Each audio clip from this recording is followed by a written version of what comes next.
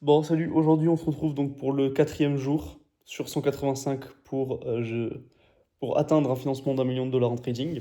Et aujourd'hui, à nouveau par rapport au jour précédent, je vais partager des choses qui ne sont pas directement en lien avec mon trading technique, mais je vais apporter un petit peu de plus-value, je pense, pour certaines personnes.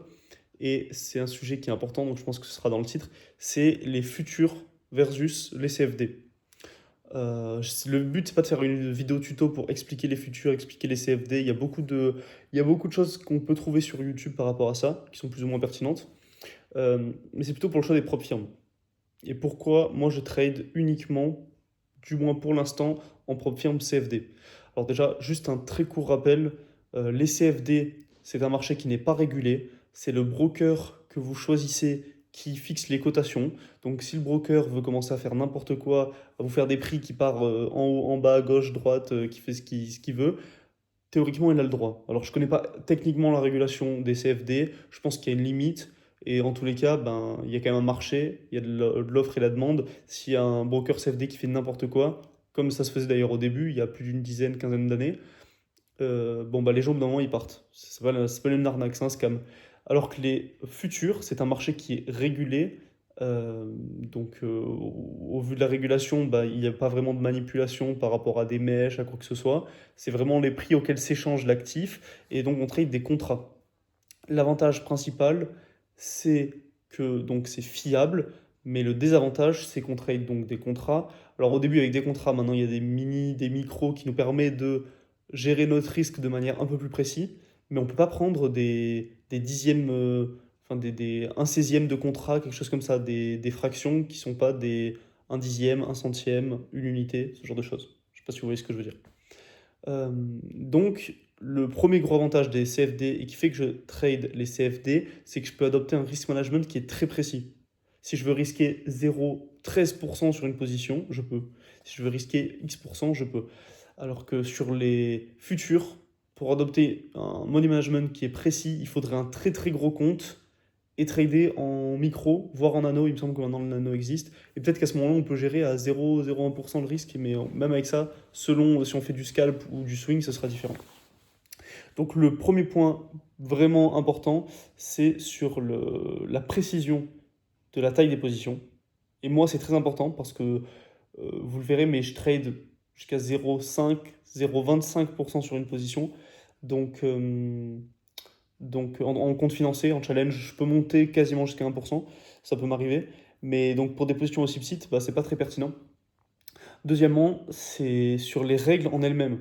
Parce que j'ai conscience que donc, le futur c'est plus intéressant, c'est mieux d'analyser en futur. D'ailleurs sur TradingView, on peut analyser en futur, sinon il y a des applications spéciales, NinjaTrader, ce genre de choses.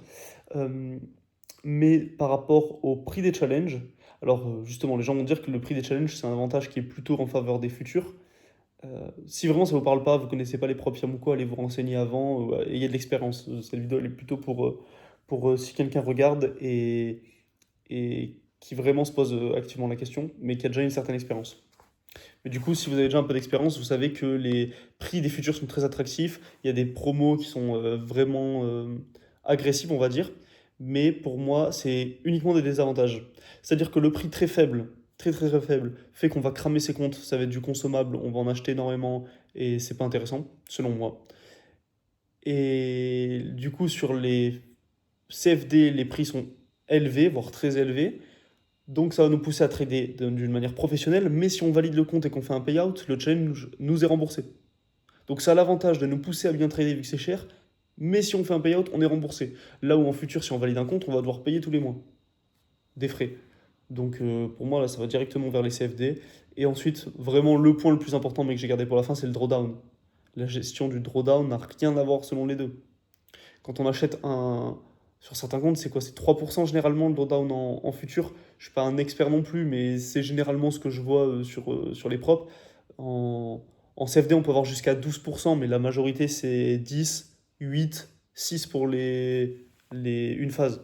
Mais souvent, c'est 10%. Chez FTMO, la base, le standard, c'est 10. Donc, quand on achète un compte de 10K, on a accès à 10 000 $ pour trader. Parce qu'en vrai, c'est le drawdown qui compte. Alors que sur une 50K, on a 2-3% sur du futur, ben, en fait, le drawdown est très faible. Donc je trouve que c'est pas du tout aussi intéressant. L'avantage, c'est qu'on peut souvent acheter énormément de comptes, les copier entre eux et scaler comme ça. Mais je préfère avoir moins de comptes et des comptes qui sont plus gros et je trouve qu'au niveau de la gestion, c'est beaucoup plus simple. Donc voilà, c'est les points qui font que je trade en CFD. Donc c'est pas parce qu'on trade en CFD qu'on n'a pas conscience de l'intérêt des futurs, qu'on n'a pas conscience des potentielles manipulations qu'on peut avoir. Mais c'est une balance, ça peut être plus intéressant. Et ensuite, pour la fin aussi, l'éventail d'actifs qu'on peut trader en CFD est beaucoup, beaucoup, beaucoup plus important que sur futur. Et moi qui analyse pas mal de crypto, en futur, on a quoi? On a Bitcoin, Ethereum, il me semble, et je crois que c'est pas très intéressant à trader. J'en ai pas eu des très bons retours, je crois que c'est pas du tout liquide. Donc voilà, c'était la petite vidéo du jour, et on se retrouve donc demain pour la suite.